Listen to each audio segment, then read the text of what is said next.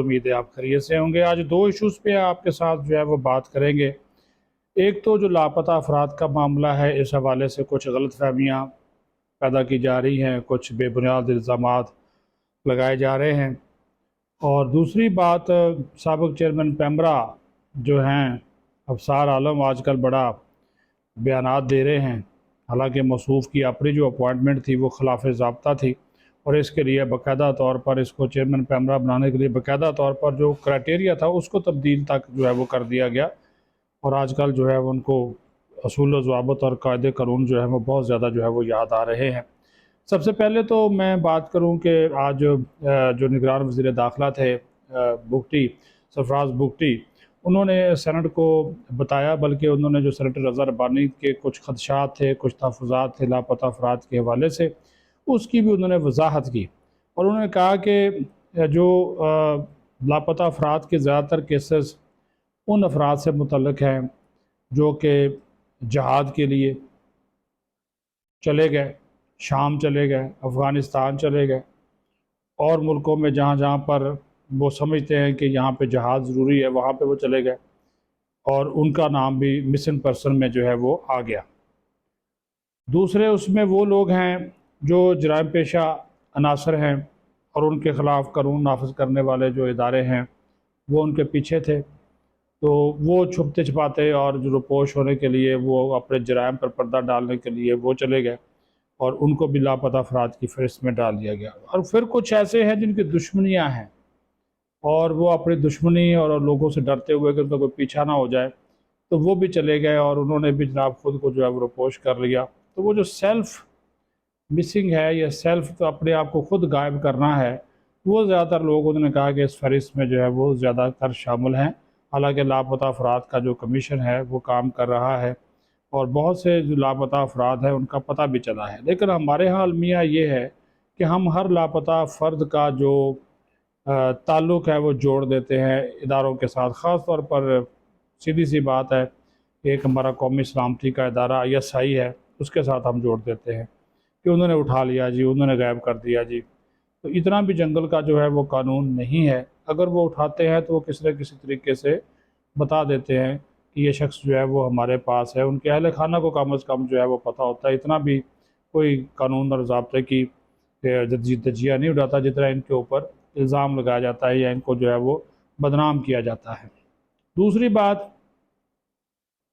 2015 से लेकर 2017 तक अफसार आलम चेयरमैन पेमरा रहे और उनकी तैनाती कतई तौर पर खिलाफ ज़ाब्ता हुई। पहले इन्होंने कोशिश की MD PTV लगने की और वहाँ पर ये मसूफ़ भी ये हैं, वहाँ पर जो क्राइटेरिया था वो MA था और उसके साथ साथ एक्सपीरियंस बहुत ज़्यादा चाहिए था जो इश्तहार दिया गया।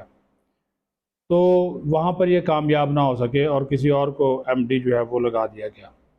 उसके बाद इन्होंने हाथ पाँव मारने शुरू किए। नून लीग से करीबी ताल्लुक़ होने की वजह से ये चेयरमैन पेमरा तैनात हो गए 2015 में और इनके लिए फिर भी कायदा और कानून जो क्वालिफ़िकेशन थी वो तब्दील किया गया, मेरिट की धज्जियाँ बखेरी गई और ये इनकी तैनाती भी अक़रबा परवरी की एक आला तरीन मिसाल थी। और फिर लाहौर हाई कोर्ट में केस चला और लाहौर हाई कोर्ट ने इनकी तैनाती को गलत और गैर कानूनी करार दिया। ये भी इल्ज़ाम था कि उन्होंने इस ओहदे पर रहते हुए तकरीबन कोई 15 लाख से ज़्यादा माहाना वो तनख्वाह वसूल करते थे। हालांकि आज चेयरमैन जो पेमरा है मौजूदा सलीम बेग, उन्होंने बताया ये कि चेयरमैन पेमरा की तनख्वाह 4 साढ़े 4 लाख होती है, इससे ज़्यादा नहीं, और वो इतनी ही तनख्वाह ले रहे हैं। तो ये एक खुल्लम खुल्ला केस था मेरिट की खिलाफ वर्जी का वफाकी हुकूमत की जानब से और अक़रबा परवरी का। और जब तक वो इस ओहदे पर रहे मज़े करते रहे, तकर्रियाँ भी की, लोगों को भी रखा और जब उनको निकाल दिया गया तो अभी जो वो पूरा निज़ाम है उसको वो परागदा करने पर तुले हुए हैं। मुझे उसने ये कहा, मुझे उसने वो कहा, फ़लाँ कहा। तो पहले उन्होंने कोई इस किस्म की बात नहीं की। चले, उन्होंने जो भी इल्ज़ामात लगाए हैं, अब चूँकि मामला अदालत के अंदर है, इसके ऊपर जो है वो अदालत फ़ैसला करेगी। तो उसके तो फिर उन्होंने मरियम औरंगज़ेब को भी इल्ज़ाम दे दिया कि ये चैनल बंद कराने के उनके ऊपर दबाव था, ये चलाने के लिए दबाव था। तो सारी की सारी बातें और अपने आप को वो हीरो बनाकर और बड़ा वो पेश कर रहे हैं कि मैं ठीक था, बाकी सारे जो थे वो गलत थे, और अपना गुस्सा जो है वो अब वो स्टेप सीधी सी बात है इस्टेब्लिशमेंट के ऊपर जो है वो निकाल रहे हैं। गुस्सा असल में उनको यही है कि मुझे जो है वो चेयरमैन पैमरा के अहदे से क्यों हटाया गया था, क्योंकि उनके बड़े कारनामे थे वहाँ पे जब वो चेयरमैन पैमरा थे, तो बड़ी वारदातें उधर करते रहे हैं। तो वो अभी ये प्रोग्राम चलेगा, ऊपर जाएगा, तो आप देख लीजिएगा उनकी फिर वो जिस किस्म की गुफ्तगू करेंगे या फिर सोशल मीडिया पे शुरू हो जाएंगे, वो भी आपके सामने आ जाएगा। लेकिन बात फिर वही है कि असूल और ज़ाब्ते की बात उसको करनी चाहिए जो ख़ुद असूल और ज़ाब्ते का पाबंद हो।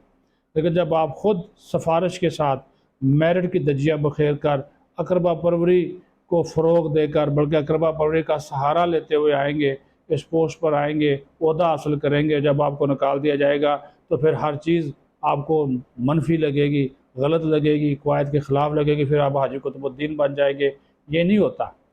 अगर आपको असूल है, कानून है, कायदा है, तो फिर अगर वो आपके लिए है तो बाकियों के लिए भी वही होना चाहिए। ये नहीं है कि जब तक आप उस ओहदे पे रहें तो आपके लिए कुछ कायदा कानून नहीं है, जब आप हट गए कोई और आपकी जगह पे आ गया तो फिर आपको कायदे और कानून और असूल जो है वो ज़ाब्ते जो है वो याद आ जाए। इस तरह जो है वो नहीं होना चाहिए। तो ये 2 ख़बरें थी जो कि हमने M2M के प्लेटफॉर्म से आपके साथ शेयर करनी थी। अपना ख्याल रखें। पाकिस्तान जिंदाबाद।